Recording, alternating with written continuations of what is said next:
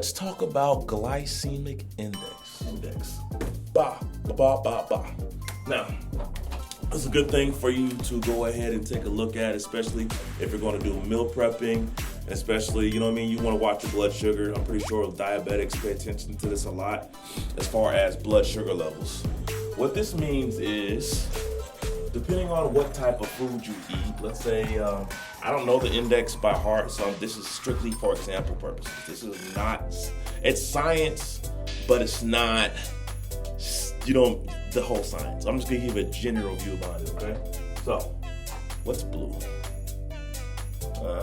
It's too red, because I know what apple looks like. Let's do an apple.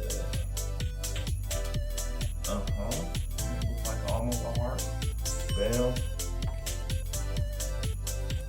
And bam. Alright. And we'll use orange for a Dorito chip. Alright? It's a Dorito chip. Now, what's going to happen is when these go into our body's going to break down these two foods. Okay? Now, what's going to happen more than likely with the Dorito chip is when it breaks down, the sugar is going to go into our body.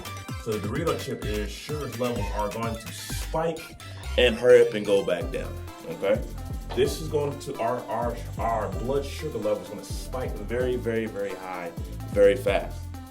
Now, say with the apple, what's going to happen is our blood sugar levels they're going to go up, but they're not going to spike at a crazy rate, and it's going to be a longer period, okay?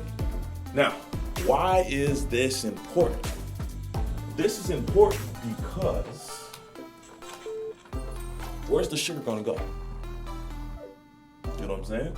Now, we wanna keep it consistent because now there's enough room for our muscle cells to take in. I gotta do a muscle cell. How do we do a muscle cell? We'll do it real simple. We're gonna do the book one, all right? Here, muscle. Here, that.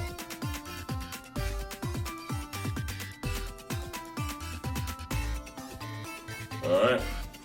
Now, the muscle cells can only take so much sugar in.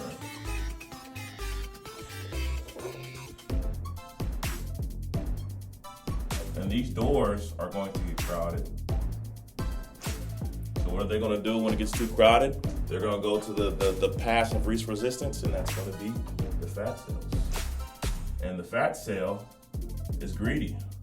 The fat cell is going to take all this sugar, all of it, because they have more doors to take open. So that's what happens when it spikes. There's so much blood sugar, which the muscles can't take over, so the fat will definitely take what the muscles want, okay? So, if you eat the apple, then we have our muscle cells, we have our fat cells. There's less sugar in the blood, so that means that the muscle cells can be able to take the sugar because it's more at a consistent pace. You get what I'm saying? So it's not as much, so that means we can take in and it's over a larger period of time, so it doesn't spike where the insulin's looking, okay, where do we put this? Where do we put this? Where do we put this? So, if you're gonna meal prep, I suggest you look at the glycemic index. You can do it online, you can get books about it. More foods with a higher glycemic index tend to be with more sugar. Lower glycemic index has less sugar, which is, ain't good for you. That's why a lot of people say stay away from sugars, because sugars will aid in the growth of adipose tissue, which is fat. All right, well, good lesson. I'll holler at you.